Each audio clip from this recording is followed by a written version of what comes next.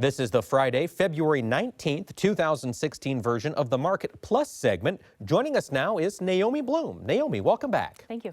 Now, on the program this week, we did not have a chance to discuss cotton, and I feel bad about that. We've recently added North Carolina, so welcome to our viewing audience there in North Carolina. We want to get Naomi's thoughts on your cotton market right now. Cotton had a nice bounce this week, mostly due to the short covering bounce that we saw in other markets. And the outside markets were supportive for cotton as well. So what I think we're seeing there is the market done going down. But we don't have a reason quite yet to rally. Cotton acreage in the United States is supposed to be up 6% this next year. However, cotton acreage in China is supposed to be down 6% next year. So we're starting to see the world actually take a fresh look at the supply and demand balance.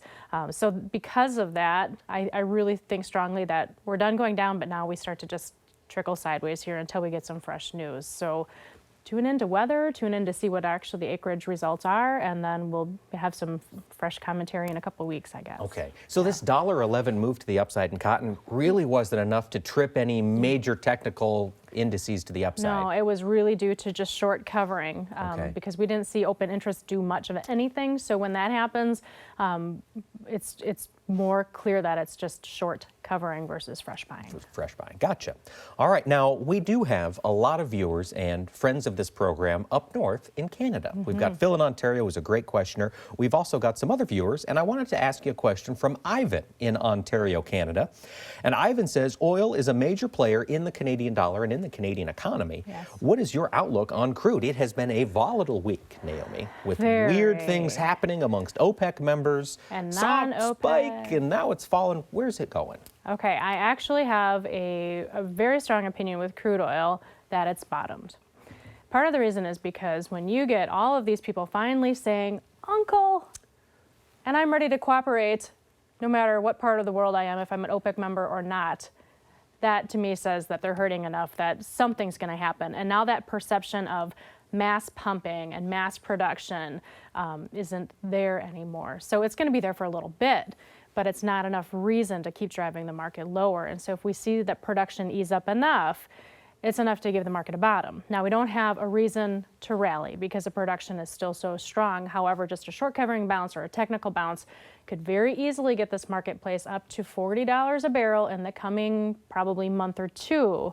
However, I don't see how it could get above that for right now because of the glut of supply that's there. And now the market has to rebalance, figure out where the demand is at, and then really hash out, okay, there have been a lot of companies that have gone bankrupt in what's happened with the lower prices. So we have to just kind of clean all that up, see who's still there, see what's being produced.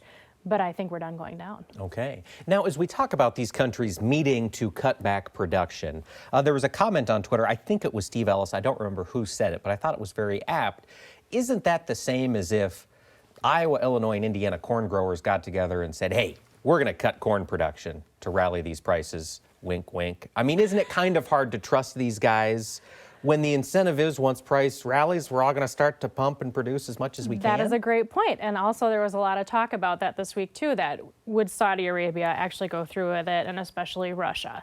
So those two right now are the ones to watch. Because at the end of the day, they need the funds. Yeah. Well, not the Saudis so much, but Russians and Venezuelans and so on. All of them need the funds. So yeah, that's a good point. And could that happen? Totally. But let's just give it a little bit of time and see. There's been enough fundamental hurt to the companies and so on that production could actually begin to decline.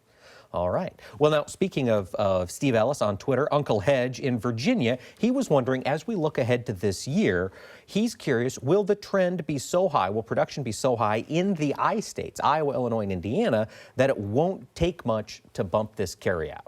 That is a perfect question. It's a possibility. We've seen it in other years. And as we get the planting intentions report on the 31st of March, and then as we go forward and actually figure out for sure how many acres were planted in those states, we'll be able to put those pieces together better. So it's not a question I can answer right now, but history has told us it's possible. Okay. But if this El Nino to La Nina thing happens, and depending on when it happens, that could just be a total game changer. So not a quick, easy answer. Wait and see. Okay, wait and see, but it's a wait and see with a lot of consequences.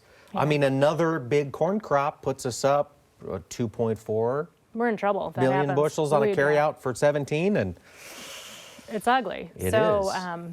Yeah, it's one of those things where you pray for a drought not in your back door. Okay. Now, on the program, we did have a chance to discuss the livestock markets. You mentioned you were pretty friendly to cattle looking here in the short term. Rodney in Edgar, Wisconsin is curious, what moved the livestock markets to the upside over this past week? Well, for the past week, the cattle and the feeder cattle have just been consolidating nicely, but holding their own because there's seasonal hopes that the cash markets will improve. Like I said on the show, early Easter and things like that, better grilling weather potential. That hope and that belief is definitely supportive. The hog market had been rallying because the weights were current. Actually, the weights were down 2 pounds from a year ago, and the exports were strong enough. So it's a nice little gift. The dollar being down just enough is more of a mental thing to create support to the market, not enough to make it rally because the dollar has to come down a lot more yet to really get our exports out there. Okay. But it's been a nice gift. Yeah. And now last year, well, towards the tail end of 2015, during that big break in the cattle market, Yeah. Call it August through the end of the year, we saw a phenomenal amount of imported meat, beef, coming into this country. Strong dollar, strong retail beef prices driving that. Does this weaker dollar help to shunt some of that away? The perception will be there, but the dollar has to, in my opinion, probably get into the mid-80s before we actually see that stop because, Okay. we're still at a high level in the mid-90s to where it still probably makes economic sense for some business models to import. So the dollar needs to come down a little bit more yet, and then maybe we'll see the importing slow down. All right. Well, Naomi Blohm, thank you so much for sharing your Welcome. thoughts with us this week. Thank you. Thanks to all of you for sending in your questions via Facebook and Twitter. Please continue to tell your friends about us and send us any questions you may have. We'll get expert analysis right to you. Thanks for watching and have a great week.